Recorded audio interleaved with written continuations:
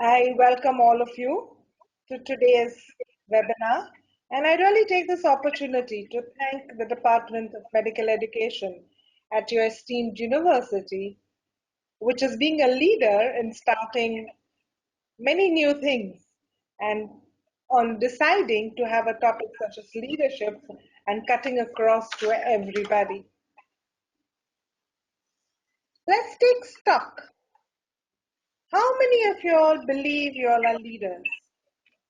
And if you can, press the button on your screen to let me see how many of you all think you all are leaders, if technology permits us to do that.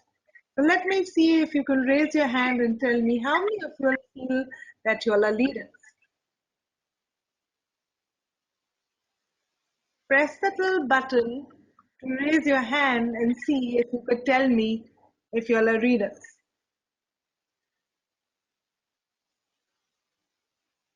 I'm not sure whether I can see all of you all over there, but I believe not everyone has raised their hand saying they're leaders.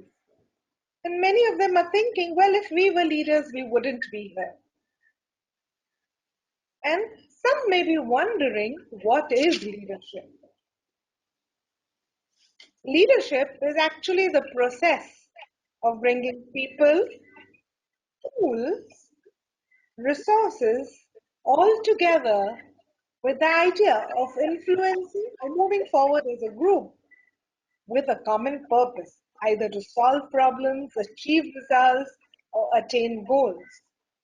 So eventually, it is getting people together to do all these things. Overall, one can really think that leaders have broadly two tasks: to set a path, a goal, a vision for people who they are leading, and eventually motivate those people to achieve that goal. All of us are spending so much time, effort, energy getting our degrees, whether it is dentistry, medicine, physiotherapy, nursing, or whatever we're doing. And we are proud that we are working hard towards it and doing well. Then why think about leadership? Why is it necessary yet to think about leadership? Isn't it enough to just be a doctor, a nurse, a physiotherapist, a special educator? Why do I need to think about leadership? Unfortunately for us, the world is changing. It is changing with healthcare costs increasing, resources diminishing. There is so much diversity in our fields. There is globalization, which to a large extent is good, but does causes problems. There are technical advances, and you saw today that I'm having this webinar because of the technology advances, but we wasted 10 minutes of precious time trying to hook on. Everything has its good and bad. And the public are clamoring. They want better doctors, better physicians, better nursing care, better health care, which is cheaper, available, accessible, and accountable.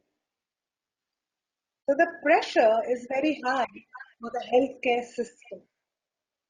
And as Gilmore says, as issues in research, education, and clinical care become more complex,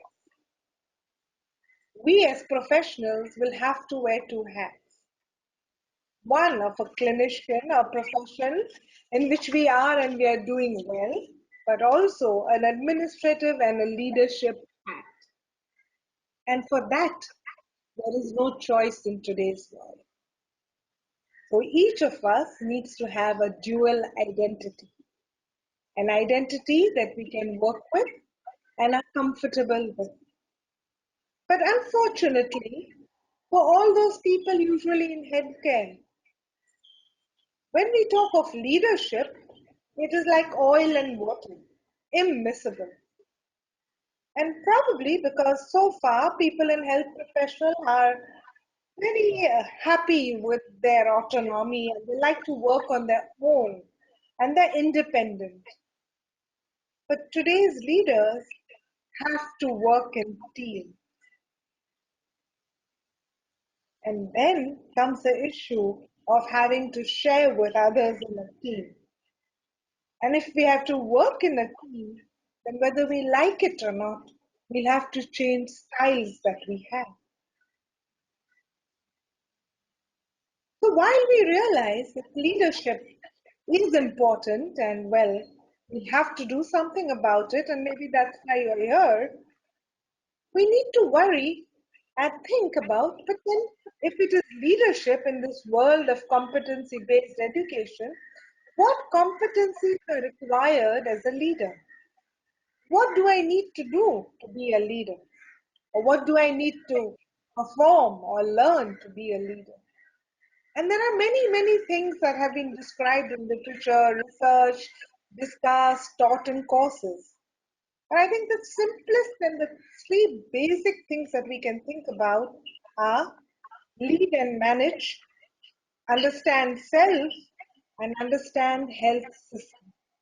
If we just look at these three fundamentals, we'll be doing well. You know, there's always a fight.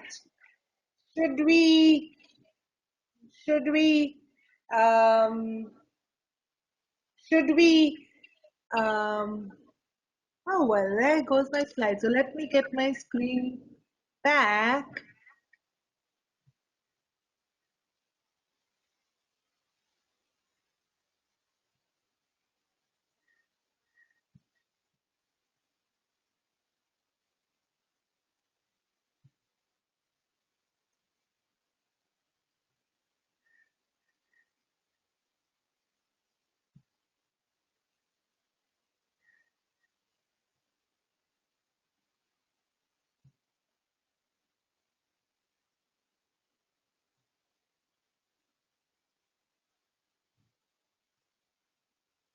There it comes back.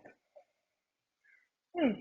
So as we think about it, there are two roles that a leadership has.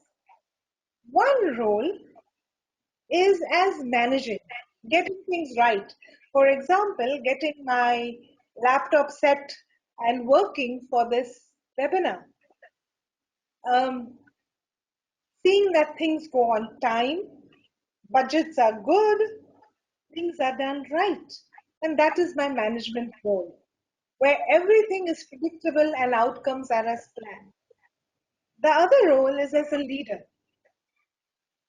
As a leader, having the vision to scan the horizon and think which is the best way to move ahead. To look at the past and the future. To look at the present and decide which way the future should be. And that is having the vision and the capacity to decide how to move ahead, to establish direction, align people, and motivate them to take a path. And this path could be a dramatic path leading to great changes. If you have neither leadership nor management, you are stagnated. If you develop good management skills but poor leadership skills, you'll be the hero of the day, but will have nowhere to go because there is no path defined. If you have wonderful visions and ideas but poor management skills, it will be an aborted vision because those ideas will never bear fruit. But if you have both good leadership and good management skills, then there is sustainable success. Success that will last and help people and the community and yourselves. So we said first skill was understanding what is leadership and management. The second thing was understanding yourself. I know I am a psychiatrist speaking, but besides being a psychiatrist, I know that for all people who are successful, one of the key ingredients is understanding yourself. And you can think of it as a mnemonic called vitals, knowing your vitals. So, what is knowing yourself. First, understanding your values, knowing your interests, your temperament, being aware of your around the clock rhythm, that is your biorhythms. When is your peak energy level? When is the time that you work the best? Understanding how much sleep you need, understanding your temperament, whether you're an introvert or an extrovert, whether you are quick to make decisions or you need more information, whether you have to you're intuitive in your making your decisions, you use your gut or you need facts and figures. Understanding your side is very important. Being aware of your life mission and goals. This is what is going to motivate you to go ahead. And above all, knowing your strengths. Let's talk about a few of these things. The first is personal value,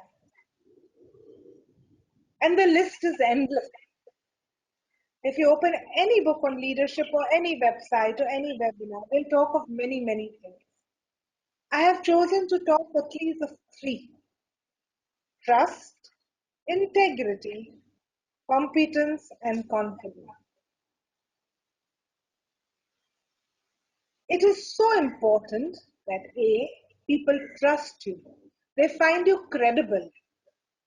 They want to put their faith in you. And equally important is that you trust them. Unless there is trust within a system, no system can work. Trust begins with a personal commitment to respect others, to take everyone seriously. Respect demands that we first recognize each other's gifts, strengths, and interests. Only then can we reach a common and individual potentials. How do we get people to trust each other? One thing we have to realize that when we are working with each other, different is not wrong. Different is same as different. Accepting people who are different, different views, different perspectives, different takes, different competencies. Only when we can accept diversity can we respect people and there will be richness in this diversity. Second, integrity. Believing in what we stand for. Being able to stand for it when nobody is watching. I'm sure many times we have taken shortcuts. You know, some of us may have cheated in an exam. Some may have been rude to a patient. Some may have ignored a call. Some may have reached late. Sometimes we may do all these things. But as long as this is not a habit, and as long as we do not put the blame on these things to others, we be true to ourselves. So we have to link our values and choose how we wish to believe. Integrity is when we are choosing courage over comfort, choosing what is right over what is fun, fast, or easy, and choosing to practice our values rather than simply professing them. It is doing the right thing when nobody is watching except yourself. Confidence and competence. We have to be competent in what we do. And as we learn and as we move, our competency increases. Behavior, skills, attitude, values all will improve. We may need help for that. We may learn from different ways. We may have excellent teachers, guides, mentors, which will take us ahead and make us competent. We may have systems which will tell us how competent we are. We may have um, ways of knowing how we are on the road that we are going towards competence. But besides competence, an equally important thing is confidence, which is required to achieve and succeed. It begins with a belief in yourself, belief that you can do it, a belief that comes from first having competence and in the courage of yourself and your vision, your self esteem, and then understanding your strengths and your goals. And at times it comes from taking risks, knowing that everything doesn't go well all the time. You win some, you lose some. But only if you try will you know whether you're winning or losing. So having the ability to build on this is equally important. It was reported that great leaders play chess. And why is this important? In chess, each player has different moves. This is similar to understanding the strengths not only of ourselves, but about all those people we are working and dealing and who are part of our teams. Everyone is blessed with different kinds of things, different skill sets, different competencies, different attitudes. Discovering what is unique about each person and capitalizing on it makes for a wonderful team and wonderful leadership. So the first thing is to be able to see the differences, accepting it, realizing the value of it, and once you see that, track it. Look for more of it and fan it so that it grows. We know that anything we fan, it increases. Anything we focus on increases. So make it a habit to look for good things, and they're not always big things, small things which are good. Look for it, track it, and fan it. Think about what works rather than what does not. So look with an appreciative eye and find things that work. But while you're doing all of this, remember it is very, very important to have a goal.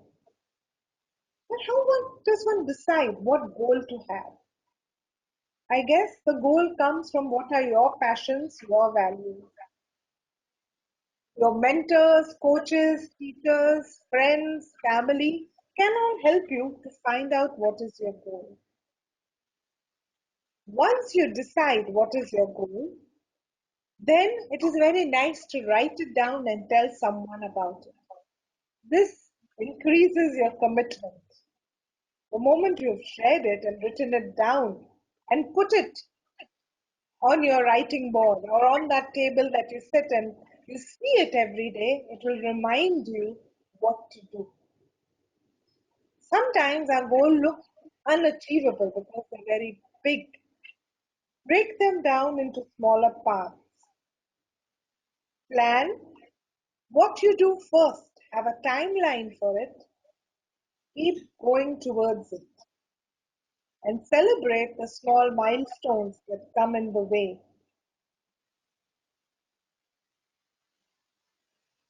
Goals can be of different kind. Personal, professional. Remember that for some of your goals, do think about what you are going to do for others. Because eventually in life, satisfaction comes not only for what we did for ourselves, but what we did for others. It is said, he who has a way to live for can almost find a way to do it. That is, can bear almost anyhow, because the goal gives you a purpose, and that purpose gives you a way to live and work. The motivation and purpose come into picture. Like I said, when you think of goals, think of how many are only related to me and how many are related to others. Each one of us has to decide whether he or she will walk in the light of creative altruism or in the darkness of destructive selfishness. Life's most persistent and urgent question is, what are you doing for others? And it takes wisdom to realize that. And as we do it, the satisfaction will fuel us to do more. So great, I've thought of a goal, but how will I achieve it? Maybe time will achieve it, maybe destiny will do it, maybe teachers, maybe college, maybe the world will give me a chance to do it. That's never going to happen. Unless you take control of your life, you're not going to reach your own goal. One cannot wait for things to happen. However, when we have a goal and a reminder of the goal kept in front of us, we'll start thinking about how to reach them, how we can find solutions to move ahead. But when we have goals and we look at them, we start worrying. Will I reach them? Will it happen? Who will help me? What if I fail? But unfortunately, worrying is like a rocking chair. It gives you something to do, but it takes you anywhere. So, overcoming this worry is one of the important things when you're trying to reach your goals. Stephen Covey has talked about 7 habits. In his book, he describes that there are many areas of concern that we have. We could be worried about the weather. I could have been worried whether I can do something about this connection. I could have been worried, will anybody be there to hear this webinar? I worry about the last webinar, but I'll worry about the weather, the internet connection. I may worry about how good I am, how effective I am. And then one realizes all that we worry about can be thought about two things. One, those aspects which we can control. And two, those aspects for which we have no control. I can control how well I speak. I can control my mood. I can control my attitude. But I definitely can't worry and control the weather, how many people will attend the webinar. So if I concentrate on areas of influence, slowly but surely, this circle of influence increases because what we focus on grows. And as we concentrate on the circle of influence and things that we can control, there is results. Results which will decrease our worrying, which will make us confident and increase our circle of influence till finally we stop worrying about those things for which we have no control. Think about your life. You worry so much about so many things and your goals. How many of them can you control? How many of them you can't?